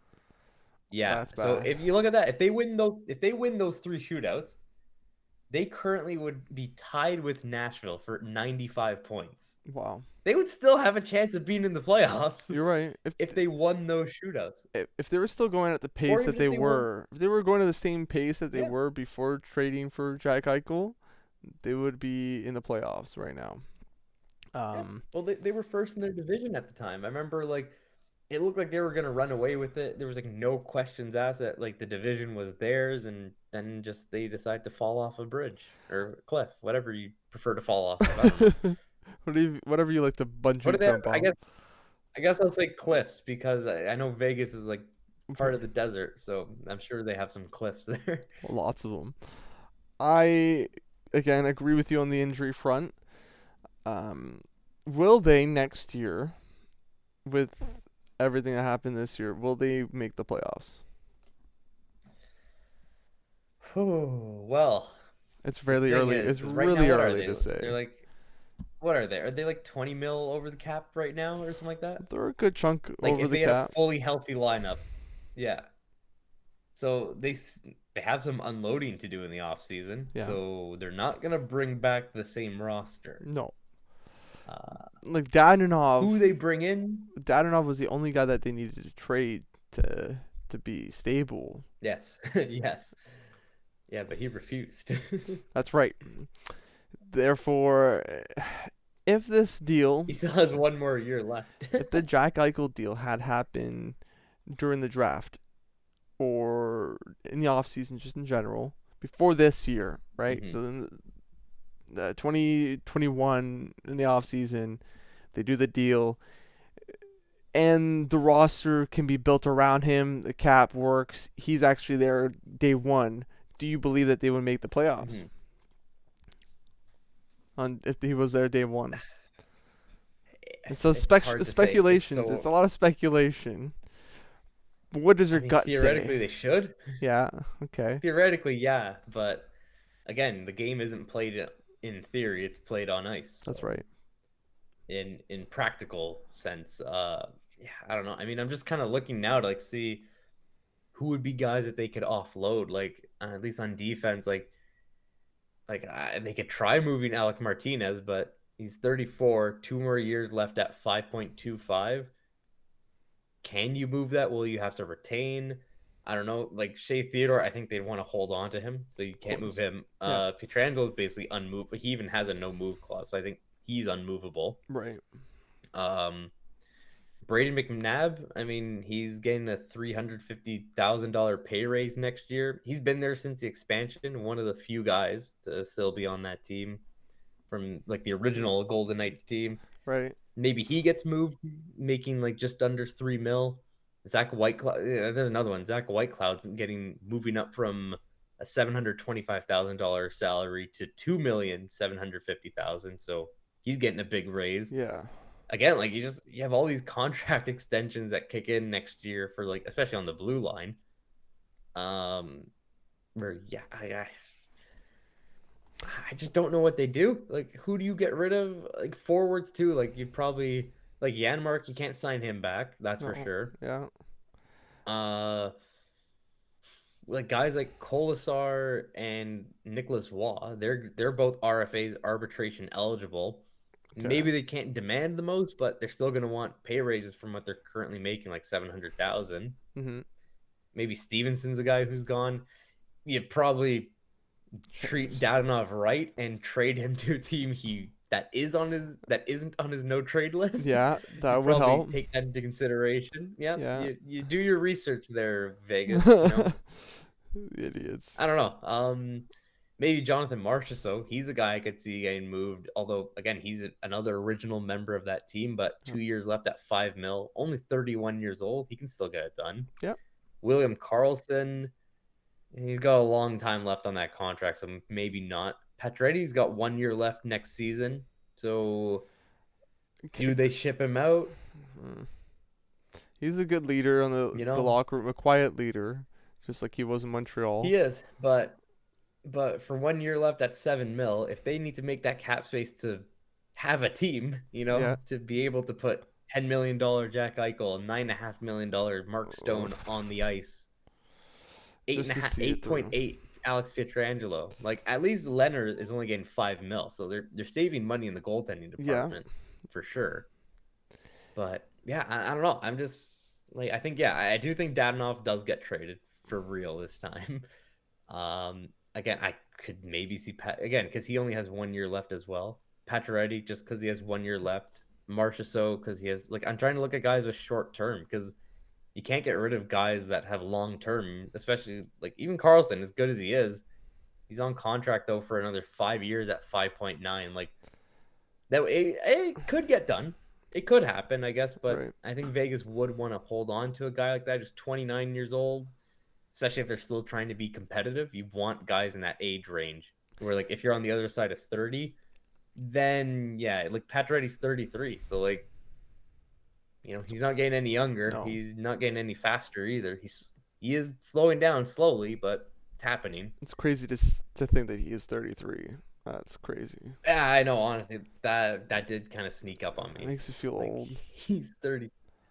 It really does. God. But at the same time, I don't know. I've never been crazy on Pacioretty. Obviously, you've been a you loved him. I had to love saint. Him. He was Saint Max.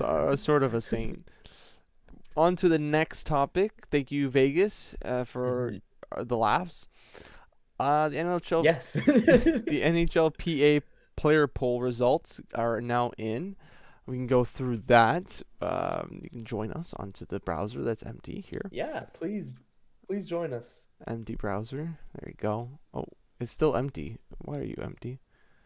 There you go. It's behind. It's behind. It's massive. Bring it down a notch here. Make it a bit bigger. How am I supposed to read that? I know. I don't. Whoever came up with this, I don't know. Should be fired. Whoever made this should be fired. There you go. That's a little better. I meant like make the box bigger, but that's okay. There, for your sake, Steven. There you go. You can see it Okay, fully. that's Okay. sure. We'll just go I full hope screen, I this guess. didn't destroy everything. Close. There you go. I don't think Yeah, so. literally just Okay. whatever. Anyways, We'll roll with it, I guess. so on ice, who would be the goalie you trust to win you a game? Vasilevsky, 37.4%. Carey Price, who hasn't played at all this year, 13.9. That Yeah. just goes to show how goated he is in net. And Marc-Andre Fleury, He's still what you brought up about the Minnesota Wild, an X Yep. factor right there. John Gibson, Markstrom, Jonathan Quick, and Saros. Yeah, I think Saros being the one surprised me, but obviously he's had that kind of season that has proven that he can steal you a couple games here and there. But I think all the rest of these choices, like Quick, again, the season he's been having, and again with the experience he has in Stanley Cup, how could you not? Yeah. Markstrom, I agree with that. He's just a solid goalie. Gibson too, solid goalie. Fleury, solid, and Price and Vasilevsky. I think no surprise that those guys are 1 and 2 Yeah. on this list. I think anyone would love to have Vasilevsky as their goalie. I think anyone with Vasilevsky in net is already a Stanley Cup favorite. You're right on that. UC Saros, the next Pekka Rinne. If you need to win one game, who is the one skater you would want on your team? Connor McDavid, 42.4. Sidney Crosby, 17.3. Victor Hedman, 6.7. Barkov, McKinnon, and that's Again, can't argue with those picks right there. no, like McDavid he's the greatest player currently. Yeah. So you'd want a guy like that, especially if you need to win like a game 7, you want McDavid out there. He's gonna that guy in game 7s and in the playoffs too is just different. Like he just turns it up to another level. Right. Really. And then Crosby, obviously, we know all the great things that he's done. Hedman just being the best defenseman in the league at the moment, like just all around defenseman. And then Barkov and McKinnon, just dominant centers that can really, really change the course of a game. On to the next one. The best stick handler, no surprise, Patrick Kane, 57.3. 22.8 McDavid, McKinnon next, Barkov, Goudreau, then Mathews. It just makes sense. Can't argue. Not Kane over 50% of the vote. Not surprised crazy. At all. That guy's got just nasty, silky, smooth hands. He has another sense. He sees the game in a different way than most players are. He's just ahead of the game. I think McDavid, he's got crazy stick handling ability too, but his is more so at speed that he can stick handle and do crazy things at speed. Patrick Kane though, I think if you put both of them at standstill, I think Kane can do just a bit more with the puck. But I'm still not saying McDavid can't or any of the other guys can't. It's just that Kane is it's so natural to him. They need to do a commercial together. I think that would be cool. A little commercial, DK, the Michael Jordan versus Larry Bird commercial, like a McDonald's commercial. Yeah, just score from here. What's up? Yeah, they'd have to partner up with something common because I'm looking at at least their equipment. You got McDavid who's with CCM. Well, it doesn't have to be with equipment, Steven. It could be with McDonald's. No, I know. That's what I said. They would have. Or KFC, with something with a mutual. get in the bucket. Oh yeah, let's just get I think there's athletes doing fast food commercials. I think that's a thing of the past. Unless it's it's not a thing of the past. No. It could still. Yeah, the Raptors of McDonald's, they have commercials. Who's the best sponsor? It all depends on who sponsors too. That's right. Who's the best passer? Leon Draisaitl, Patrick Kane, Backstrom, Connor McDavid, Nikita Kucherov. I thought McDavid was more the passer than Draisaitl, to be honest. Well, I mean, like, it's a toss-up, really. Like, Draisaitl's passing ability is some of the best in the game as well. Like, I don't know. Like, you look at the vote. This vote, at least, it's very evened out. Like, Sure. it's not like there's like a clear runaway voter like the other ones were, for example. So I think in this one, like, yeah, like Draisaitl, Kane, and Backstrom are all very close to each other, and even McDavid still getting 10% of the vote, and Kucherov at 6%. Like, that's seems low, but again, when you're looking at everyone else on this list, like, yeah, it makes sense because yeah, you're right. Maybe Draisaitl, you don't automatically think of him with passing, but at the same time, like, I do, at least I think of him for just both his passing and shooting ability. But Same. yeah, his passing is in a way better. I think he gets a lot of goals just because he plays. I think like a lot of his goals come on the power play, and like he score, like they come from passes from McDavid. No, But that's fair. if you put them on their separate lines, like Draisaitl, he can easily be that playmaker that line needs. Like, I think. Actually, am I right about this? Does Draisaitl have more assists than goals this season, or no? More goals and assists. Okay.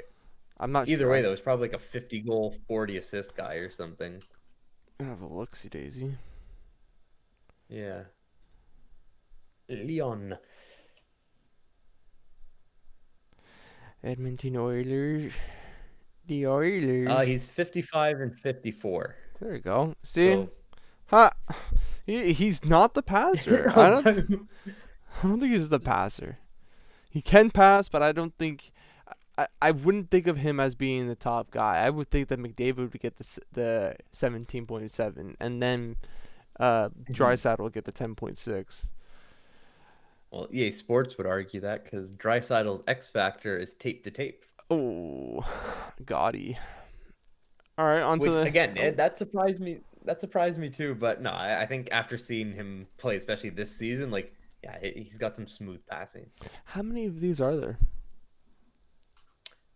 Not many. Okay. This is like the halfway point, this next one. Which players do you wish you could shoot like? Ovechkin, not surprising. Mathews. Wow, that disparity after the fact. Yeah, the drop off. Yeah. Wow. Yeah, the drop off is quite something. It's to like be seen. It's like the goaltending page. It's very similar to it. You have the two clear guys, and then afterwards it's very close, very tight knit. Not surprising in that category again. Sorry. Yeah, but even the goaltending one, like Vasilevsky didn't have over 50%. No. This one, like Ovi has over 50%, and Mathews still has a quarter of the vote too. The young taking over the old soon. Just like how Carey Price was at one point the most coveted, and Vasilevsky was right after, or Holtby at the time. Now it's flipping around. We'll see soon. Soon Ovechkin will be taking over. Who is the most complete player? Sidney Crosby. That's an easy one.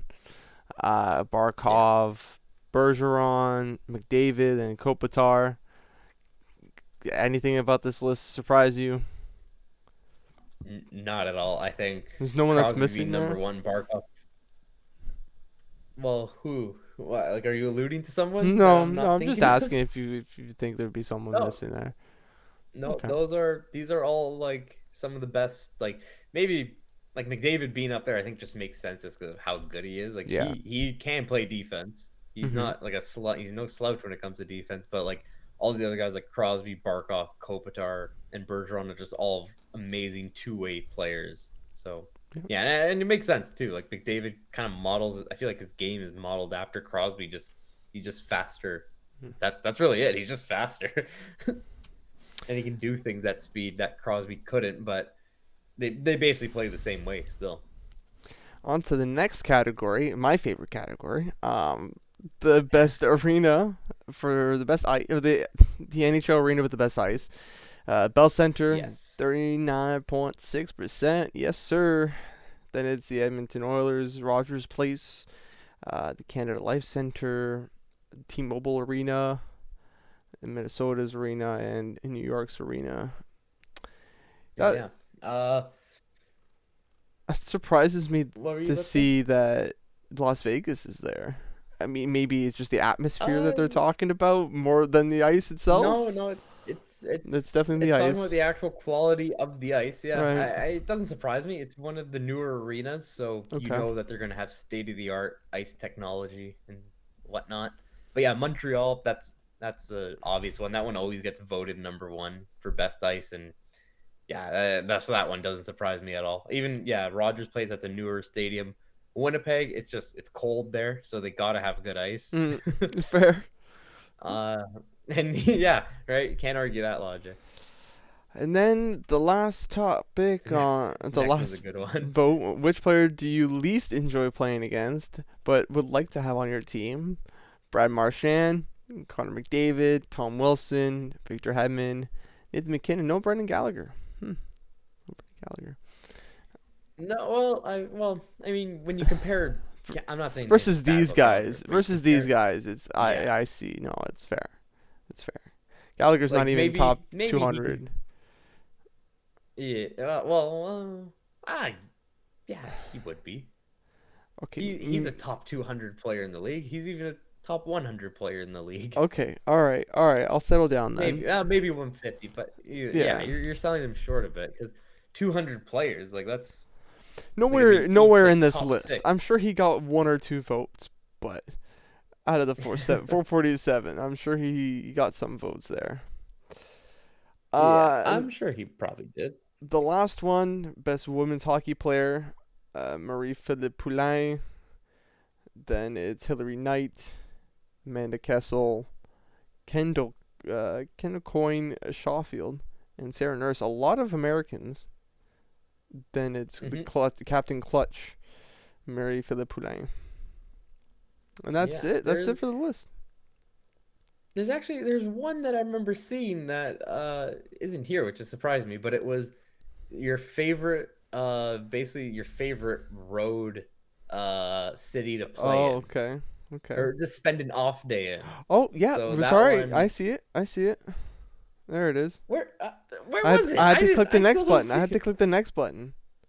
Oh, there's off ice. Oh, wow, there's so many more. Oh, there's a lot. Oh, okay. All right. Well, we gotta run through these. Okay, I can't do this all day, Steven. I'm sorry. We can just maybe go after like the top for each one then. Okay, so Vegas. The next one is New York and Fort Lauderdale. That's surprising. Florida. Yeah. I mean, is it though? Like, who wouldn't want to spend time? Okay, sorry, my bad. It's not surprising. No, you're right. It's no, yeah, you would love to be there. Which NHL? Sunny weather. Oh, sorry, Steven. Sorry. No, that's okay. Sunny weather. Sunny weather. Beautiful women. That's all you can. That's all you can dream of. Fishing. I know players love fishing. And crocodiles. Yes. Which NHL player can make it in any other sport? Joe Pavelski, golf. Cool. Yeah. Anders Lee, football. I heard he's a really good golfer. Chara, basketball. That's good. Yeah, Chara, that one I just saw now. That's hilarious. That's probably just because of his height. He probably always hears that joke. Greg McGegg. But yeah, Pavelski, I heard like. Who the hell? Sorry. Yeah, I guess he's a solid golfer. I know Clayton Keller is a solid golfer too. Huh. But yeah, Pavelski, like I hear about him like playing in like these like celebrity tournaments, and like he just like destroys some competition. Like he can. Oh, wow. He literally. I wouldn't be surprised if he's even won one or something. Who knows, mate? Like, because golf, like you don't have to be young to get into golf. Like maybe when he's done with the NHL, he might actually chase like going on like the PGA tour and making a golf career. Because that's like you can golf into your 60s. That's really. right. There is that possibility, and they do it so often that it's believable. Let's be honest here. Athletes keep going, do whatever. If Michael Jordan could do it, I think anyone else could do it. Switch careers and do whatever. This is the last page. Player personality, best hair.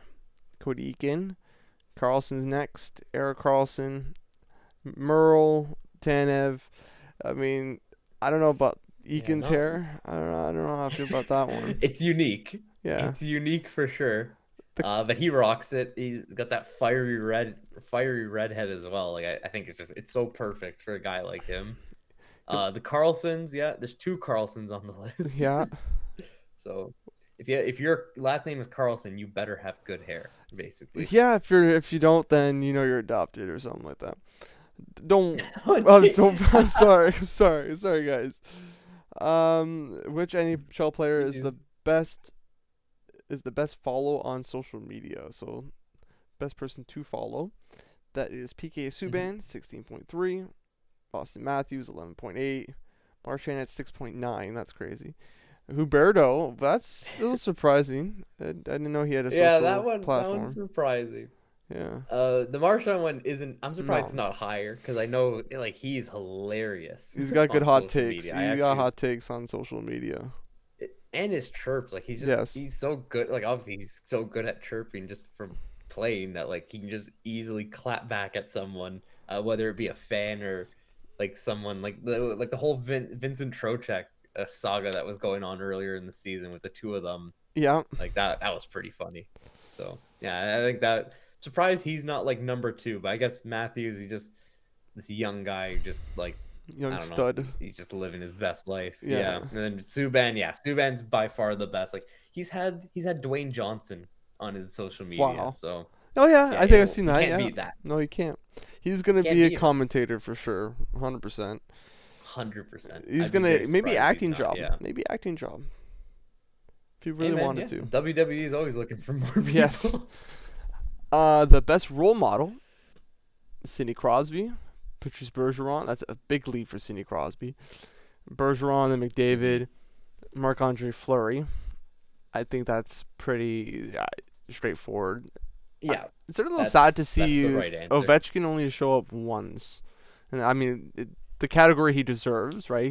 The shooting one for the best shot. Yeah. But I think he could be in these. I think social media, especially in Russia and him and Putin, you should definitely give him 99% right there. Bow down to the Putin Lord. Oh, we're bringing it there. Oh boy. Until the last. Oh, sorry. What's wrong? What's up? No, well, I'll bring it up after. I just saw something now, but it was from 12 minutes ago. We'll bring it up after though. In the last category, which non-athlete would you like to trade places with for a day? Tom Brady, Tiger Woods, LeBron James, Roger Federer, and Cristiano Ronaldo. That's it. Yeah, none of these surprise me. They're all some of the greats in their sports. Probably all of, like one of the great. Yeah, like Brady's definitely the greatest football quarterback. Woods definitely the greatest golfer. Yeah. LeBron, I wouldn't say the greatest basketball player, but he's definitely the greatest current day basketball player. Yes. Yeah. Federer definitely the greatest tennis player, and Ronaldo one of the best soccer players too. So. Yeah. That's it for the list. Thank you, NHLPA, for the poll. We'll look into it next year. Definitely. And I think, do you want to do the last category, or do you want to save it for the next episode? I mean, yeah, we could save it for the next one because it'll be over by then. It's just the world under 18s. Yeah, things are going on. Games are happening. But, okay, the one I did see. Yes, the one I did see though. I caught it now on my phone, but it happened. I got an update 20 minutes ago about it. Dustin Brown is set to retire at the end of the season. So after these are his last playoffs. Getzlaf. We need to talk about Getzlaf. Oh my God, Ryan Getzlaf. Ryan Getzlaf retires too for the Anaheim Ducks. We didn't freaking talk about that. We talked for about almost 2 hours, and we haven't even talked about Ryan Getzlaf retiring. Oh, I feel terrible. It's like Eugene Melnick. This isn't worse. Oh my God! Don't remind me of that. Yeah, no, we've been fumbling, man. We've been fumbling. I need to hide my face now. No one needs to know my face. Guys, we're gonna get into all that for next episode. Ryan Getzlaf, unless you want to do your little touch up on him. I can do a quick spiel right now. Stanley Cup champion. You have a minute. You got a minute. Two-time gold medal winner. He's somewhere there. In my poster back there. Can I find him? In my poster back there. There. Well. Yeah. He's there. Oh, I see him. He's right in the front. He's balding. Okay. He's balding in the front. So he's actually. Hold on. I get up, I wonder if I pointed. Hold on. Let's see if I'm working at it. Can you tell me? Can you see where I'm pointing? I can. Okay, look at that. I think so. That's Ryan Getzlaf. There you go. That's him. You heard it here, guys. We found Ryan Getzlaf, and he's retiring. Yeah. Ooh. Yes, he is. Please, no one screenshot my booty. No, there was no booty in the shot. Oh, thank God. Thank goodness. But yeah, so you were able to see Getzlaf? Or? Yes. Well, let's be real here. It's very far. Kinda. But kinda. We could see who you're pointing at. We could see who you're pointing at. Okay, that's what I meant. I just meant as long as you could see I was pointing at a guy. I was just saying like that's Getzlaf. That's the man we're talking about. Legend. He's gonna be a Hall of Famer for sure. I think so. No doubt. Oh yeah. No doubt about it. That's it for this episode, guys. Stay tuned for next week's episode. We're going to be back on a weekly basis. We were taking a little hiatus until then, but the playoffs are starting, so we need to get on to this hockey train here. Guys, join us next episode. Leave a like, subscribe, do all that nonsense. See you in the next one. Try and predict what we'll forget next week. That's right. Leave it down below. It'll be the future for us. Yeah. What do you think we will forget to talk about? Honestly, I think we're going to forget to talk about the playoffs. I think we're going to forget to talk about our existence. We never talk about that anyway. No, this is true. That's in every video thing. All right, guys. See you in the next one. Peace. Peace.